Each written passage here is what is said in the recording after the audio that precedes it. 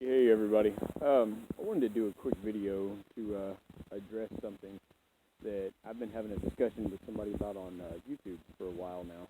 And so, first off, let me start by saying that I am a wolf hybrid breeder.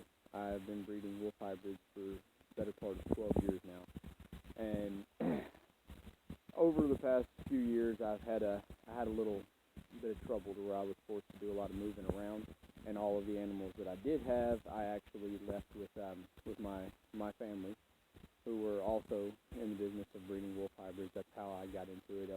I grew up with wolf hybrids, so all the ones that I had, which was 7 males and 8 females, are now with my family in Mississippi. But I recently started to get back into it because it's always been my passion, and once I got settled down a little bit, I knew that it would be no time at all before I got back into it. But one of the things that I want to address is I've been on YouTube videos having discussions with people about pit bulls. Now, first, before I get a rage, let me just go ahead and let everybody know that I do not condone dog fighting in any way. I don't think animals should fight unless it is something that they're doing naturally in the wild to survive. But there's a lot of people with pit bulls who are just have these just conceptions of pit bulls that is just unnatural and unhuman, the things that they believe these dogs can do. So I just want to kind of throw out some facts here, because I have studied animals pretty much my entire adult life and was fascinated and captivated with them as a child. A German Shepherd was actually one of the first dogs that I fell in love with, and from there we ended up getting the wolf hybrids and so on and so forth. But I've done a lot of research on dogs, so this isn't just my personal opinion. These are actual facts that you can check up on, you can Google it, you can research it yourself, and you'll see that what it is that I'm saying is true. Pit bulls, while they were bred to fight, they are a very muscular breed, and they do have an incredible amount of heart and will literally fight and ignore pain until death. I have seen that. They are not the strongest dog in the world. I had somebody on one YouTube video telling me that if a pit bull clamped its jaws around a tiger's neck, that it could kill a tiger. I have people saying that, pit bulls, it can kill a wolf in the wild. No, it can't. Okay, you can Google, and you will see that National Geographic did a controlled pressure test bite, where they did multiple tests where they had different breeds of canines jump in a full force run and latch on to a pressure meter that wraps across the arm. It goes all the way down from the wrist up to the elbow, and it's got sensors in it, so it measures the jaw pressure per square inch of the bite of the animal. And to make sure that they got an accurate reading, they didn't just do it one time and say, okay, this is the PSI of this dog. That's not what they did.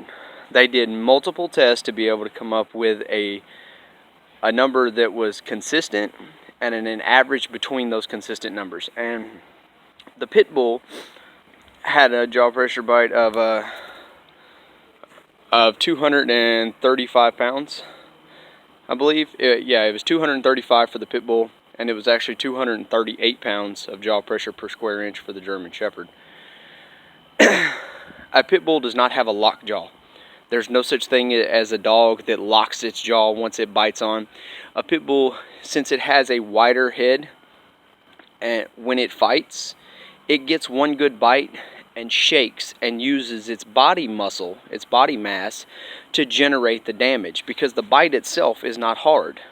It's the ripping that it does, kind of a lot like a Doberman Pinscher. When a Doberman Pinscher bites, since it doesn't have a lot of jaw pressure, which most people believe that it bites harder than most Mastiffs, and the structure of the jaw just does not support that in any way.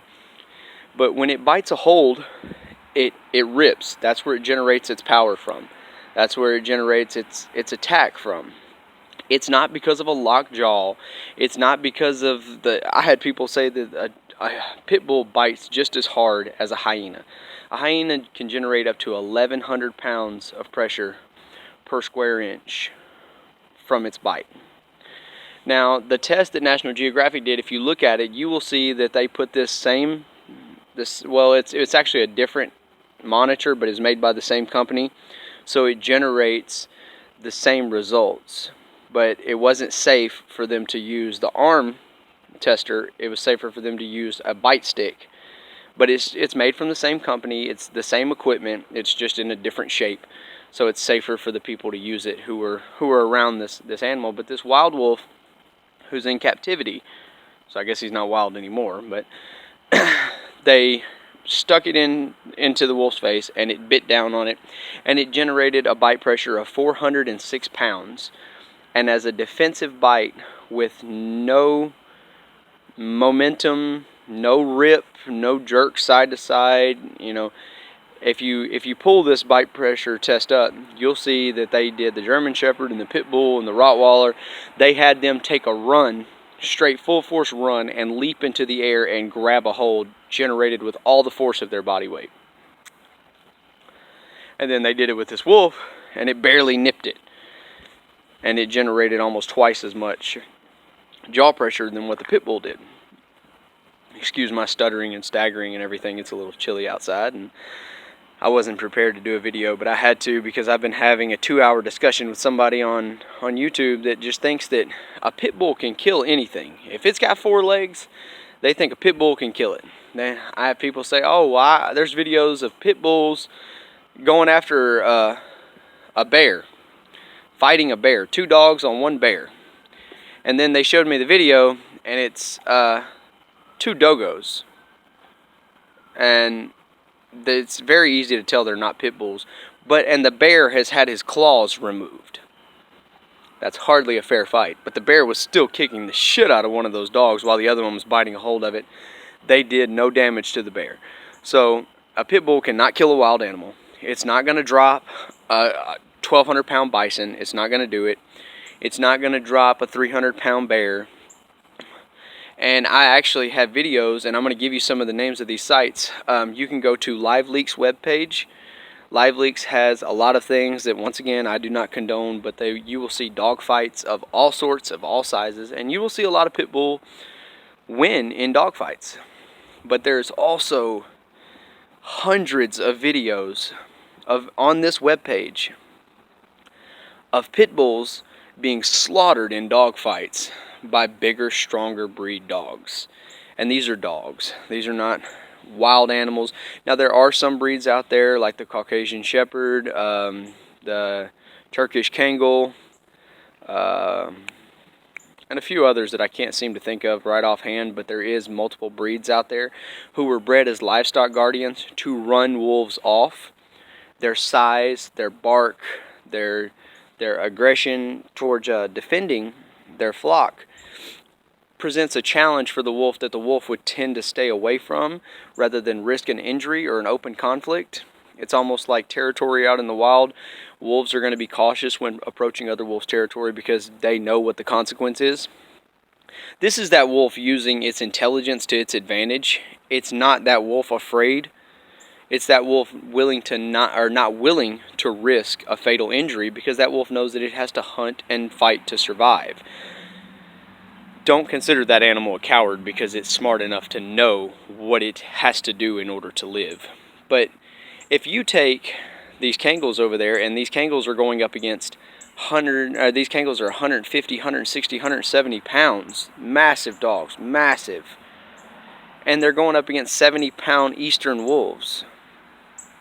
If you take a western gray wolf that's on average about 110, 115 pounds, but they do get much bigger in Yellowstone National Park, which is something else that I've done a lot of research in, and I've actually taken many college classes on different, well, we'll get into all that on a later point. I'll show you a little bit of the degrees that I have, but because I've only got 15 minutes on this video before it'll cut me off. Anything more than that, and I have to upload them through my computer, and that's just a pain. So I'll get into that on some of my other videos. But there is wolves in Yellowstone that can reach 130, 140 pounds. The largest gray wolf, I believe, that was ever shot was 175 pounds. And I believe that was in Canada. There is wild wolves who have been domesticated and bred in captivity and have managed to produce offsprings of wolves of 175, 180 pounds. If you take these animals with their jaw pressure, their force, their size, their mass, and their natural instincts, and you place them against a 60 or 70 pound pit bull, I don't care what you think of that dog is not going to stand a chance against that wild animal. I have a female Akita, and actually I'm going to go ahead and I'm going to show her to you right now before this video is over. This is my 8-month-old female Akita. Her name is Sasha, and you might have seen me on some of my other videos of her running around playing at the park. Please don't think badly of me because she's on a cable as of right now. I'm staying with a roommate of mine while a lot of my house is getting renovated and redone. It's winter time. I don't want to freeze. So we had to come over here, but he has a little Chihuahua, and my dog is not too friendly with other dogs. So we have to keep him outside. I don't believe in caging or chaining an animal. But that 8-month-old puppy, the neighbors had a pit bull, and if you look over here you can see their yard. Their pit bull jumped that fence, and he was a decent sized red nose. Well, when he came over here, he decided that he was going to get too close to my female Akita while she was eating, and before I could get out here, she had already killed him.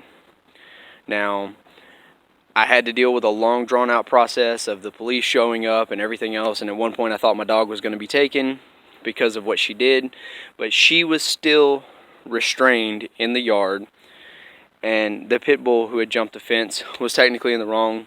It was the same as if someone was trespassing on the property and got bit, so thankfully no consequences came to me or my dog, but my dog was completely unscathed by this attack.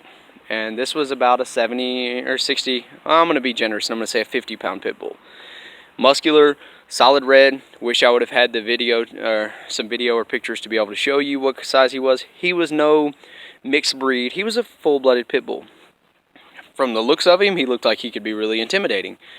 And when he jumped over the fence, I'm sure he thought he was really intimidating. These pits are not gods. They are dogs. They are small dogs. A Chihuahua has a lot of heart, but don't place it up against a Wolverine thinking that Chihuahua is going to win just because it has heart. Pit bulls may have been used for fighting and because they provide a good show. But a wolf is not there for your amusement. He's not there to provide you with a show. He's there to do his job, get down with his business, and go on about his life. He's there to eat, hunt, survive, protect what he thinks is his, and a wolf is a businessman of the wild. He does what is necessary and nothing more. While your pit may have the heart and the strength and you think it can kill this and you think it can kill that, I promise you, if you place it against a wild animal, especially a wild wolf, which has very few predators in its natural habitat, it pretty much runs the show. That pit bull is not coming out alive. So please stop with the BS on talking about how pit bulls have locked jaws and jaws that can crush bone. They don't have none of this, man. They're just a small breed dog. And let them be what they are. Let them be a pet. Show them the love and care and attention that they deserve, and quit trying to classify your dog as a murderer and a killer, because you people who are out there talking about my dog can kill this, my dog can kill that, are the same people who will sit back when a cop shoots a pit bull because it approaches him, and you'll say, oh, the breed is misrepresented and misunderstood. You don't know enough about the pit. I've owned pits. My dogs were... You're the same person who was sitting back talking about how your pit could kill this and kill that, and you are the people who give the dog a bad name. You are the people who misrepresent your own animal and then complain about people not understanding that animal. Treat the dog what it is. It's a pet. It's a family member. It's a companion. It's not a warrior, and it's not a god amongst dogs. Now, I'm going to go ahead and sign off here. This is my 15 minutes, but I'm going to do a couple more videos and show you some of my other animals, my hybrids, and in the near future I will be breeding again. So if anybody would like any information or an opportunity to purchase a puppy, then like, subscribe, message me, and I'll give you some information. And until next time, y'all have a good one.